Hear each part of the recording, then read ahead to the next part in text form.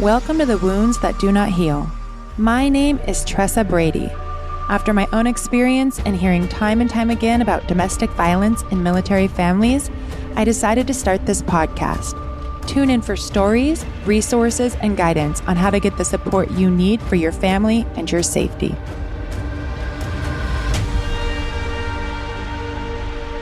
In today's world, we have a troubling tendency to worship false idols. People we elevate simply because they can shoot a basketball, sing, rap, or simply because they're just ridiculously good looking. And this blind adoration often leads us to overlook their flaws and, worse, their crimes. Let's take Zach Bryan, for instance, the country singer. He's known for his music career and even his time in the Navy, and he's now facing accusations of abuse from his former girlfriend, Brianna LaPaglia, or better known as Brianna Chicken Fry. Now, she allegedly has video evidence of his abusive behavior, which she's threatened to release because he's been taunting her essentially online. And yet, this is often the case, right? The burden of proof will fall unfairly on the victim. Her character's questioned, her lifestyle scrutinized, while the accused remains shielded by their fame. Cassie Ventura's accusations against Sean Combs, or Diddy, faced similar backlash. Despite the eventual release of a video showing his violent behavior, Hollywood initially refused to believe her. Cassie's life was blown apart by the backlash she received from Diddy's fans, who defended him tooth and nail. And it's a tragic reflection of how society treats victims of powerful men. Hollywood wouldn't believe it until years later, a video surfaced of Diddy literally beating Cassie's ass and dragging her down the hallway by her hair. And in today's news, we have Conor McGregor, found civilly guilty of raping and assaulting a woman, and the details of his case are harrowing. Ms. Nikita Hand, the victim, had to undergo a surgery to remove a tampon that was wedged up into her vagina after the assault, according to the physician who examined her right after the attack. He shared that he hadn't seen a sexual assault that was more damaging or worse. Additionally, what wasn't allowed at trial, because they said it wasn't directly related to the case, was the fact that Nikita's domestic partner was actually stabbed by a group of men in ski masks who broke into her home, forcing her to move. Another woman who accused McGregor of assaulting her previously had her car set on fire. Yet despite numerous accusations, McGregor's fans continue to defend him. And his wife, Dee Devlin, is being attacked for supporting him. But I see it differently. I actually worry about Dee's safety. With so many women coming forward, it's hard to believe that she hasn't faced some level of severe abuse herself.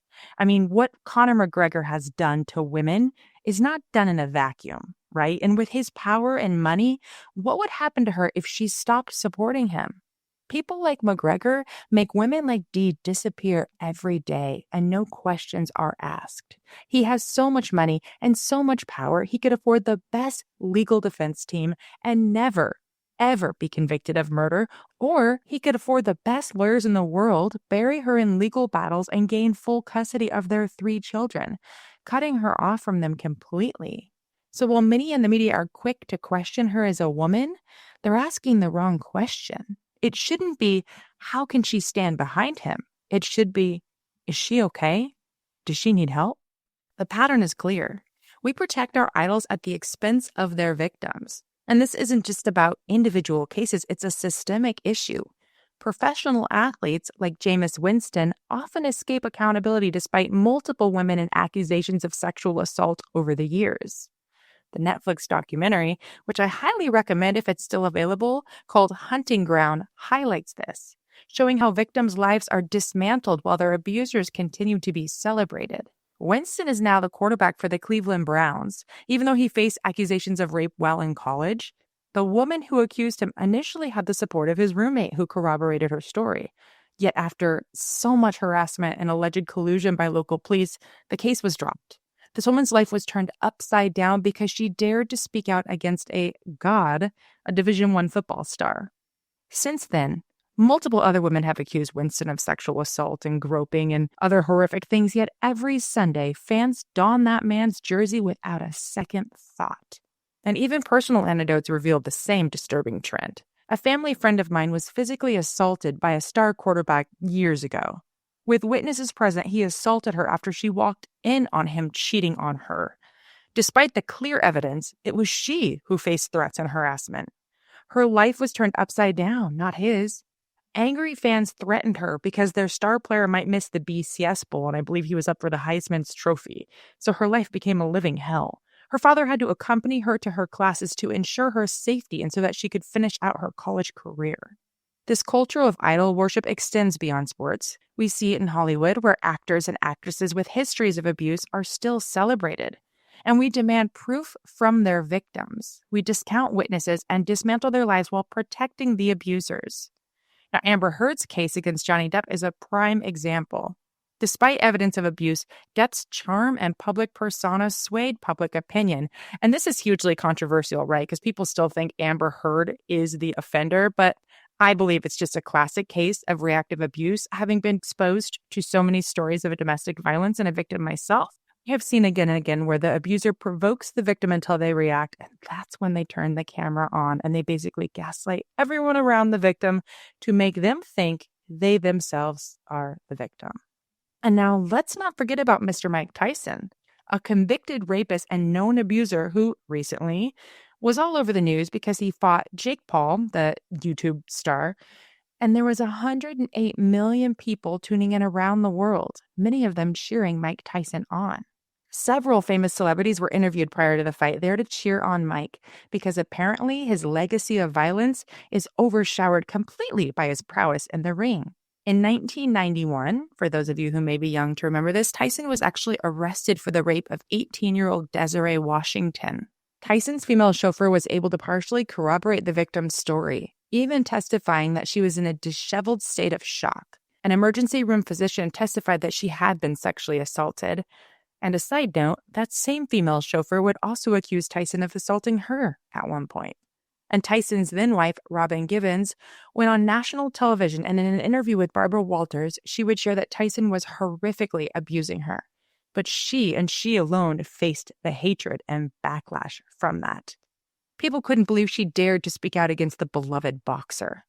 And Tyson himself admitted to assaulting his wife in his book, even describing one incident as the best punch I've ever thrown in my entire life.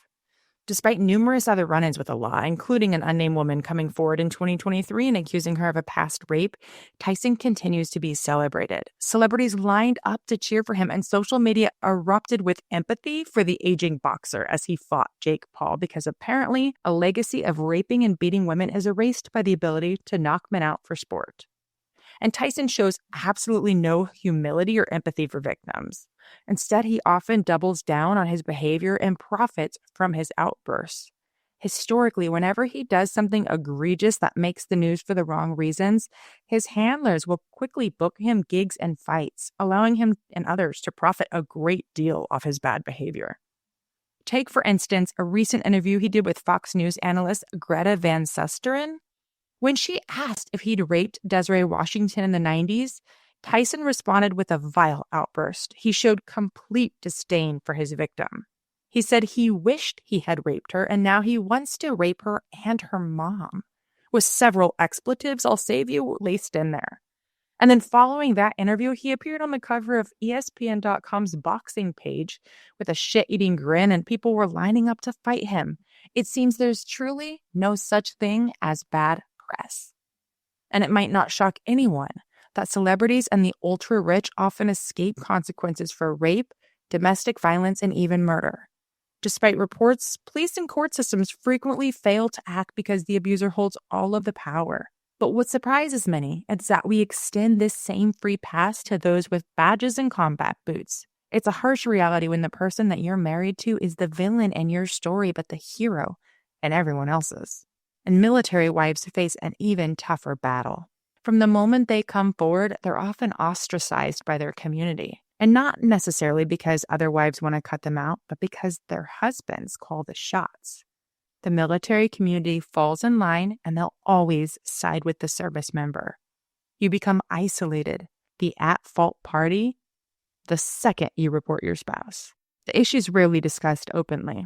So I'm here, loud and clear, on TikTok, Instagram, and now this podcast, shining a light on an issue that's just often swept under the rug. While many domestic violence advocates and activists bravely speak out on social media all the time, the specific groups I'm targeting tend to be shielded by their status. People are genuinely afraid to call out celebrities, politicians, athletes, law enforcement, first responders, and military personnel. Anyone with significant money and power often seems untouchable, further complicating the fight for justice. And whether it's an act of bravery or recklessness or just sheer stupidity on my part, I'm not going to be intimidated by anyone's threats. Instead, they fuel my determination to speak out even more. I've ensured my husband and kids are financially secure by absolutely maxing out my life insurance just in case. But I'm determined to continue the fight. My hope is that my message reaches those who need it most, offering hope, resources, or the strength to escape a situation. Now, today's episode is a wild one. The woman at the center of it all is probably the last person you'd expect to be in a domestically violent relationship. She embodied power, beauty, grace, success, all independently on her own without her husband. And that's not the typical image that comes to mind when we think of a victim of domestic violence. But that's the harsh reality. You never can tell who might be suffering. I've known both women and men from every walk of life, education level, degree of success, who've become victims. No one's immune to the epidemic. As I prepared for this episode, I found myself overwhelmed with emotion. I actually have a list of about 60 victims whose stories I'm working on. 60 victims who've been murdered by service members. And these cases, they don't date back to World War II or Vietnam. They're all recent. Not a single victim on my list predates 2010. In fact, most of the cases I'm currently researching are from the last 3 to 5 years. And the violence is ramping up every day. Each case is a heartbreaking reminder of the prevalence of domestic violence and murder within the military community. Just yesterday, while researching for this episode, I realized how common these cases have become.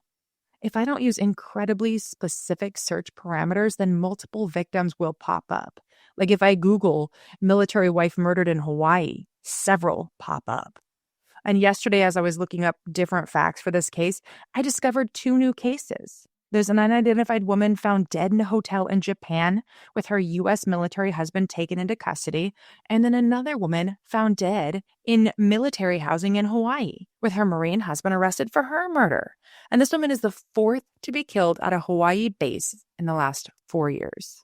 Dana Alatabi was murdered on a highway, viciously stabbed in front of onlookers by her Marine husband in 2022.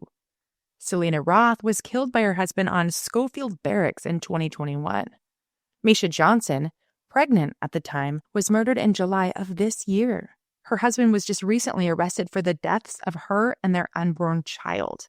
And Misha's body has not yet been located, but her family confirmed it as a homicide, so there's definitely more than we know. And now, another unknown woman joins that tragic list that shows the military leadership in Hawaii is horrifically failing the women on those bases.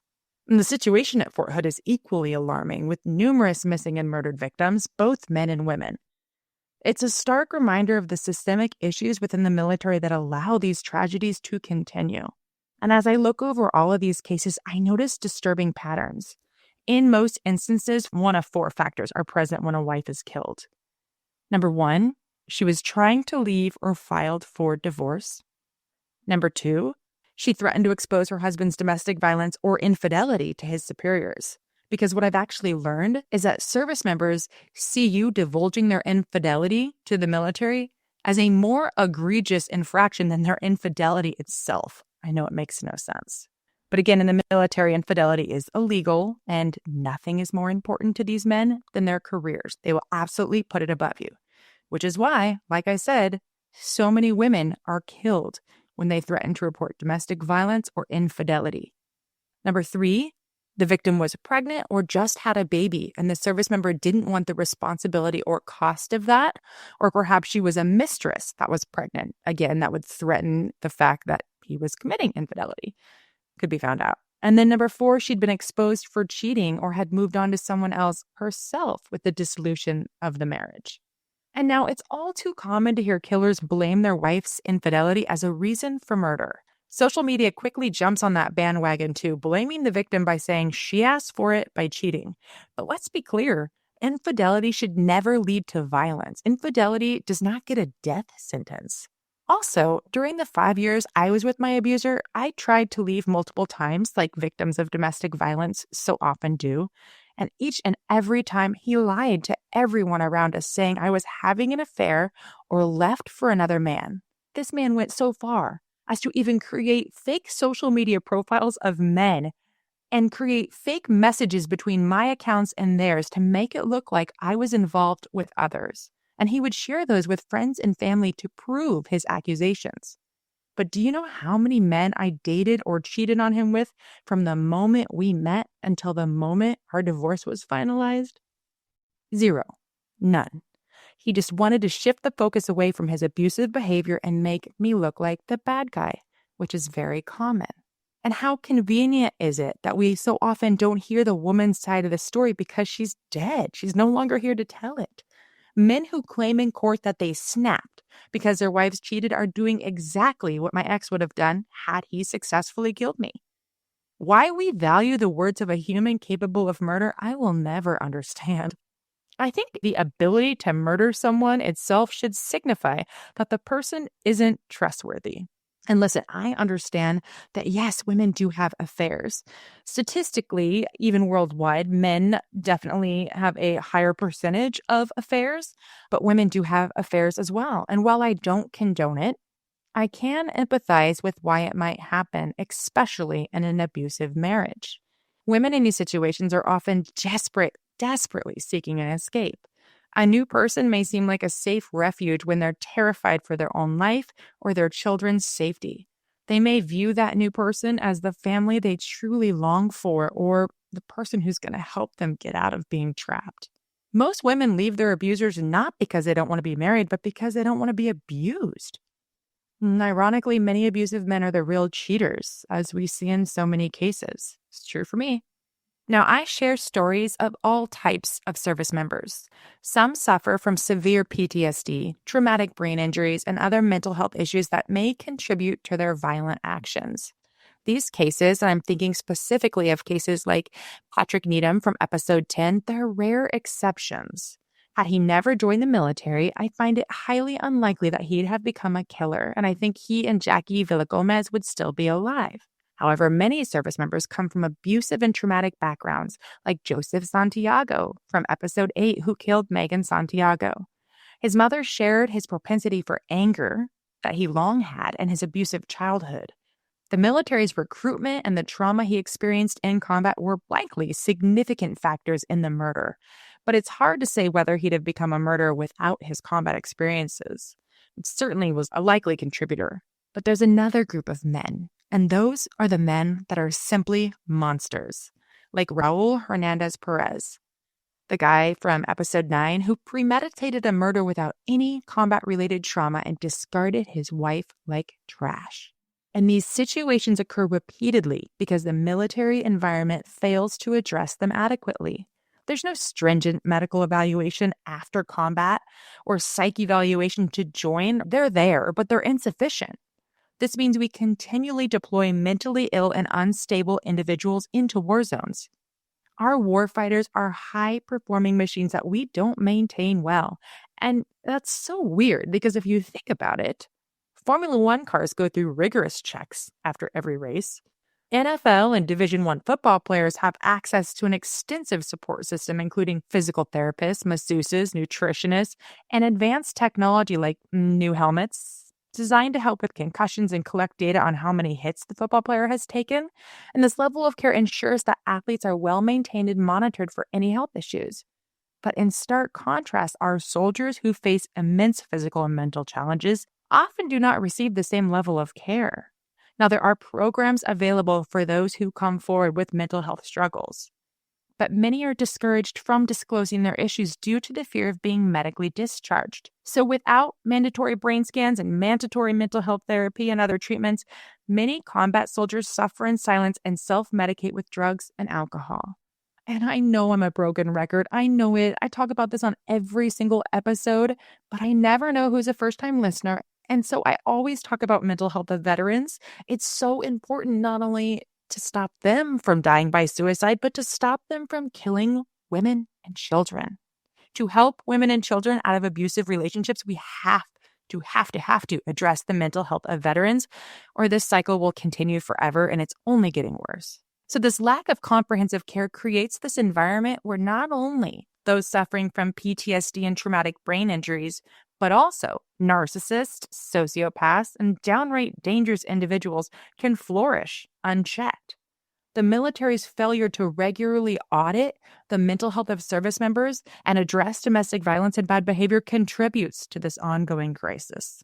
Today, I'm sharing the heartbreaking story of a woman whose death wasn't the result of war trauma or a difficult upbringing. No, this story is about a cold-blooded, calculated predator who wore the identity of a hero. He killed the mother of his child with that child in the home and showed absolutely no remorse, actually blaming the victim for his actions. And he's the most dangerous kind of service member because he's a monster in a position of power.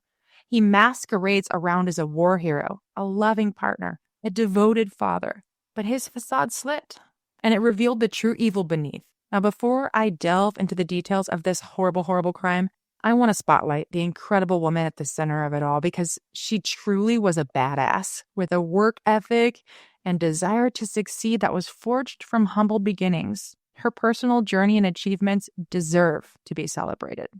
Today, we are talking about Andreen Nicole McDonald, and she was a remarkable businesswoman and philanthropist from Port Antonio, Jamaica. When Andreen was still a teenager, she would meet a much older man named Andr McDonald. Yes, Andre and Andreen gets a little tricky, but stick with me. So Andr McDonald was visiting his home place of Jamaica for a funeral, and on that trip, he charmed the young teenage Andreen, as narcissistic men so often target young and impressionable women or girls. And Andreen was taken with him. She had huge dreams and a desire to help others and felt that meeting Andre would help her build the life of her dreams with him by her side. And from what I've learned, education and hard work are deeply valued in Jamaican culture. It's a culture marked by incredible dedication, and Andreen exemplified those values. So at just 19 years old, Andreen moved to San Antonio, Texas, where she made a significant impact through her entrepreneurial spirit and dedication to helping others. Andreen was also known for her academic achievements. She earned an associate degree in business studies with a major in marketing from Excelsior Community College and a Bachelor of Business Administration degree in finance from the University of Texas at San Antonio. Her educational background and passion for entrepreneurship were key factors in all of her success. So after obtaining her education, Andreen wasted zero time. She founded Starlight Homes Assisted Living, which was a successful facility that provided quality care and support to those in need. While some might mention that her husband contributed financially by borrowing against his 401k, it was undeniably Andreen's exceptional management, diligence, and self-discipline that propelled the business forward. In 2012, she started and had one location up and running, and by 2015, she was already expanding to third. With her strong work ethic and business acumen, Andreen transformed Starlight Homes into a multi-million-dollar business within just 7 years of founding the business. That is impressive. Beyond her professional achievements, Andreen was a dedicated athlete and weightlifter committed to fitness and well-being. Her drive and determination shone through every aspect of her life. She maintained a strict fitness routine, hitting the gym every morning by 5:30 a.m. without fail, and always walking in the door of work by 8 a.m. Yet the title that Andreen cherished most wasn't businesswoman, wasn't philanthropist or entrepreneur. It was mom. It was being a mother to her 6-year-old daughter. I'm going to refer to her daughter as Annie to protect her privacy. Annie was autistic and mostly nonverbal, and she was the center of Andreen's whole world. Despite any challenges Annie had, Andreen's love and dedication to her daughter were unwavering, placing her at the heart of everything she did. Andr McDonald was also originally from Jamaica, but he moved to America and joined the United States Air Force.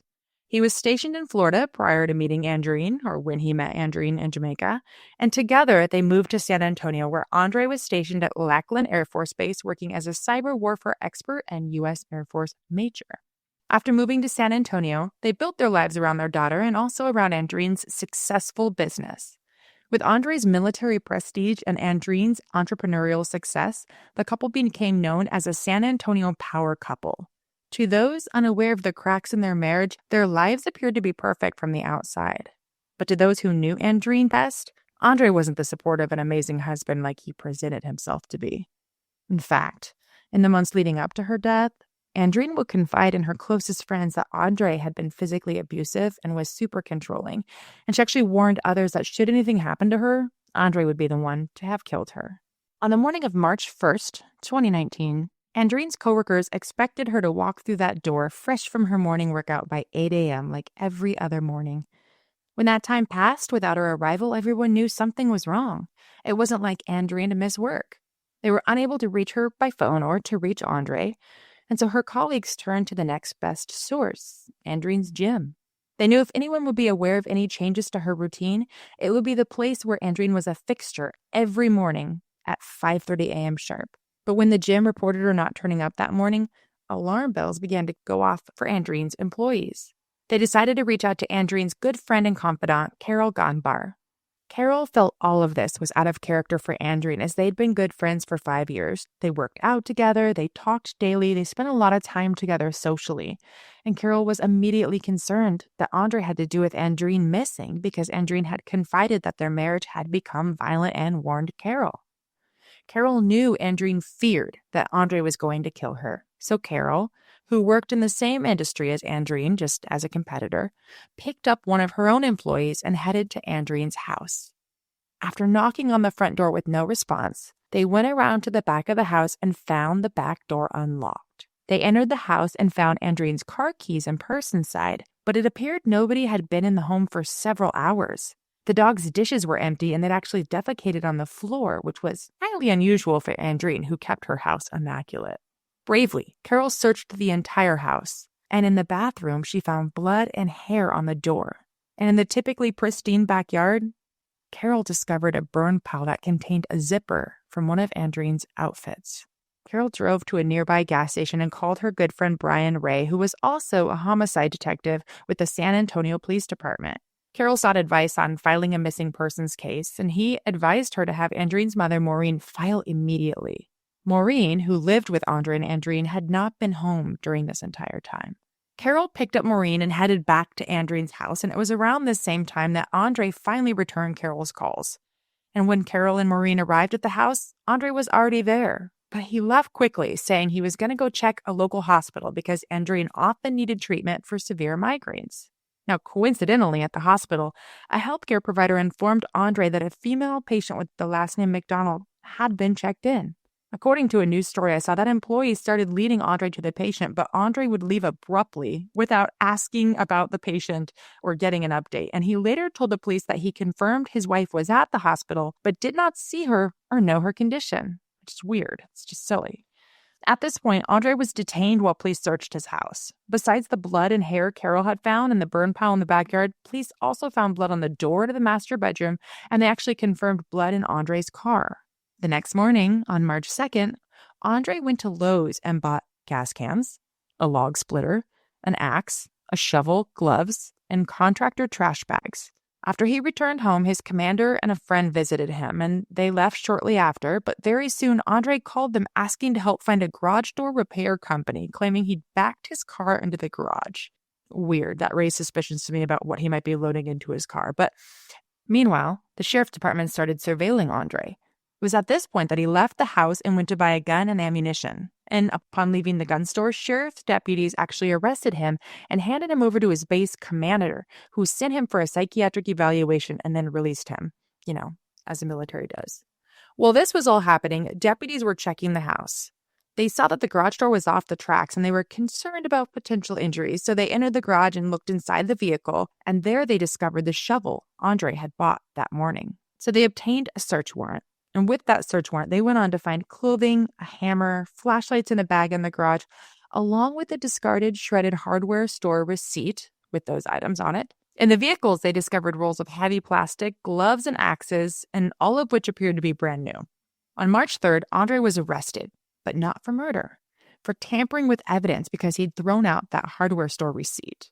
Months passed, with Andreen's family agonizing over her whereabouts. It seemed most had concluded they were searching for her body. Andreen would have never left her young daughter. In early July of 2019, Andreen's burned remains were found in a cow pasture about 6 miles from the McDonald home. The autopsy would reveal she had a broken jaw and vertebrae, with some injuries appearing to be caused by a multifaceted tool. The medical examiner concluded she died from blunt force injuries. And on July 13th of 2019, Andr was arrested for Andreen's murder. He remained in jail until November of 2021, when the court reduced his bond. This decision baffling, given the clear threat he posed.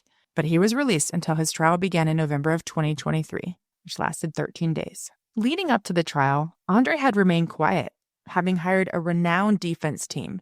However, during the weekend before jury selection and the start of the trial, Andr, without his attorney's advice, called Andreen's mother and sister to confess. He admitted to killing Andreen, explaining that they had argued because she had started a business in her name and her name alone. Apparently, this had come to light when they were doing taxes. He said the argument turned physical, with Andr claiming Andreen was the actual aggressor and he was defending himself. He said he pushed her to the floor and stomped on her to stop her from attacking him. He said she was wheezing when their 6-year-old daughter came to see what was going on. So Andr said he took his daughter to sleep and was gone for 30 minutes, and when he returned, he would find Andreen dead. He then took off Andreen's clothes, burned them, and put her body in his car, then dumped it out in that cow pasture. He said he initially planned to chop up her body, but changed his mind. Maureen and Cyndian, that's Andreen's sister, were initially shocked, thinking Andr's confession came stemming from guilt. However, as more details would emerge, it became clear to them that Andr was making a calculated move to involve them in his lies and garner empathy, portraying himself as a victim of a horrific accident when he was simply trying to defend himself. But here's the truth. Those who commit accidents don't let their wives die on the floor, strip them naked, and then take them to chop them up. He didn't render aid. He didn't call for help. None of that. So the trial begins, and Andr continued to repeat the same lies he had told both his mother and Andreen's family. He testified that on the evening of February 28th, he and Andreen were arguing, so he left the house to calm down. He said he returned around midnight and Andreen was still awake. She cursed at him, spat in his face, and out of a reflex, he grabbed her and headbutted her. Andr said this actually caused a cut on Andreen's face, and she went in the bathroom to look in the mirror. And he said when she saw she was bleeding, she became enraged and physically attacked him. Andr claimed that she charged him and started punching him, and in response, he tripped her and kicked her twice while she was down. It was at this time that Andr heard Annie coming, and he went to take her back to bed. He said he noticed that Andreen was wheezing on the ground, but rather than help her or call the police, he testified that he'd retreated with his daughter, continuing that narrative of lies he'd already told the family. So Andr testified that the deputies searching the house infuriated him. It's my personal opinion. It's because these types of men can't handle being challenged or questioned by anybody, and Andr being no different. So he said he left feeling extremely agitated and drove back to the field where he had left Andreen's naked body, seething with anger and blaming everything on her. Now, I need to go ahead and issue a trigger warning here. Please skip ahead 30 seconds if you can't handle gruesome details, because what follows is truly horrific. Andr testified that he set his wife's body on fire, then used a hatchet to mutilate her head, her neck, and her face. He recounted his actions with a disturbing detachment. Witnesses at the trial noted his flippant tone when speaking about Andreen, often avoiding using her name and referring to her only as her or the body. He dehumanized her as much as possible. And at one point in his testimony, he recalled, "At first I was hitting her with the hammer front. Then I used the claw and hit her in the neck area, and I remember the claw got stuck in her neck, so I had to rip the hammer out. At that point, I thought I was done." The wickedness is staggering. It's revolting how he could describe this as casually as like removing a hook from a fish. Just no remorse. And he would never show any during that trial. He maintained throughout the trial that everything was Andreen's fault. But if the brutal disfigurement of his wife a day after he killed her, when there was no immediate threat or altercation, wasn't enough, he then revealed that he left her mutilated, burning corpse in the field, hiding it under a decaying cow, treating her as if she were trash. Given all of this, you would think it would be a straightforward case, that the jury would see it as a murder and lock this monster away for life. But that wasn't the case at all. Andr painted such a picture of Andreen that he planted doubt in the jury's mind. Andreen was a tall, statuesque woman who was very fit. She was taller than her husband and very strong. His defense team even played a video of her giving him a piggyback ride and lifting heavy weights, which, listen, my husband's way stronger than me and bigger than me, and I can give him a piggyback ride. That doesn't mean I could overpower him. But Andr portrayed her as this large thug, which is so far from reality. She's stunning. Look up a picture of her. She looks like she'd compete in Miss America. But I guess that's the benefit of being the only one alive. You can spin an untrue narrative to fit whatever you'd like, and that's exactly what Andr did. The truth was that Andr and Andreen had been struggling in their marriage for a long time, and he'd been physically abusing her for a while. They'd previously discussed divorce, and Andreen had rekindled an old romance with an ex-boyfriend back in Jamaica during one of her philanthropic trips. I'm not sure to what extent the relationship went, but close friends made it sound like Andreen was unhappy with Andr's control and abuse and wanted to be with her Jamaican former partner. Text messages would shine a light on divorce threats that bounced back and forth between Andr and Andreen and uncover an unhealthy marriage that probably was only still in place due to the logistics of having a shared daughter and business, or perhaps Andreen was trapped under Andr's control. None of the aforementioned, however, condones murder. And it's hard to understand why instead of divorcing a person you've previously discussed divorcing, that you jump to a brutal murder. I heard an investigator interviewed about this case. And when he was asked if he had any idea what the motive was, he said something that I think just really nailed it. He said he thought that Andr felt emasculated by Andreen's success. She succeeded in everything she did, and she was the bright star rising, not Andr. He couldn't stand having a wife more successful than he was. I personally believe that Andreen was the brains and sweat equity behind their businesses, and Andr worried that if she finally left him, he wouldn't have as much money or prestige, recognition. With her being the business face and the actual person operating it, he wouldn't get the glory, and he wanted all of the glory. So there were 6 days of testimony throughout the trial. The prosecutors brought in, I believe, 33 witnesses to testify, ranging from family and friends to detectives and employees, and all sharing how wonderful Andreen was, how she lived in fear of Andr and his abuse, and what a devoted and loving person she was. Medical examiners testified to the horrifying manner of Andreen's death and the grotesque abuse of her corpse. And the defense? They called just one person, Andreen McDonald, who steadfastly maintained in court this narrative that he was the victim of an angry, giant woman who overpowered him, that he lived in fear of her. A laughable notion at best, but it worked. After just 11 hours of deliberation, the jury sent a note to the judge stating they were hopelessly deadlocked. Some jurors believe he acted in self-defense or that he didn't mean to kill her, to which I say, how could self-defense involve the atrocities he committed against that woman? How could self-defense justify not rendering aid? If his story were true and his wife lay wheezing on the floor, incapacitated and no longer a threat to him, why wouldn't he call for help? He had every opportunity to save her if his story were true. Personally, I don't believe his story held any truth. I think he was an angry little man who murdered her, and she didn't lay a finger on him. But it's probably because his story is like so many of the other stories I hear and tell, and my tolerance for bullshit is just incredibly low at this point. But ultimately, the jury faced difficulties with the wording of the charges. They concluded that Andr might have recklessly caused Andreen's death, but he didn't intend to kill her. I disagree. Consequently, they found Andr McDonald not guilty of murder and instead convicted him of the lesser charge of manslaughter. Now, this outcome was a severe blow to Andreen's mother, sister, and closest friends. To add to their anguish, Andr received a sentence of just 20 years. With time already served and the possibility of good behavior, Andr could be released in as little as 5 years from now. This means that after brutally murdering Andreen in 2019, he could be free to live his life again just a decade later. Andreen's life was tragically cut short at 29, while he could regain his freedom around what would have been her 40th birthday. This verdict is heartbreaking on so many levels. Their daughter, Annie, who I believe is now around 12 or 13, has to grow up without a mother. She's being raised by her grandmother and aunt, who often say she reminds them so much of Andreen. My wish for Andreen and her family is that her legacy continues to inspire positive change in communities. I hope her story gains widespread attention in the media, ensuring that anyone who encounters Andr McDonald down the road knows the kind of monster that they're dealing with. I hope he is haunted every day by his actions. I also hope that military spouses and partners of powerful individuals remember this case and learn from it.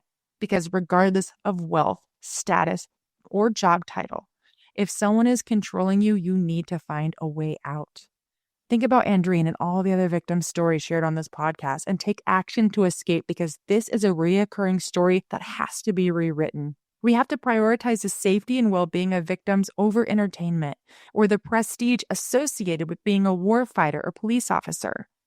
It's time to stop idolizing perpetrators and start believing and supporting those who come forward with their stories. By continuing to idolize the wrong people, we send a message that fame and talent are more important than justice and human decency. We have to hold individuals accountable and support the brave victims who speak out. Then and only then can we start to dismantle this toxic culture and create a safer, more just society. Thank you for listening.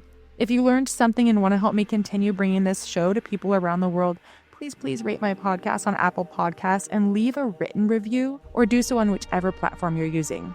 This simple action is the way that you can best directly impact how many people my show will reach. I so appreciate it. Thank you, and please be safe.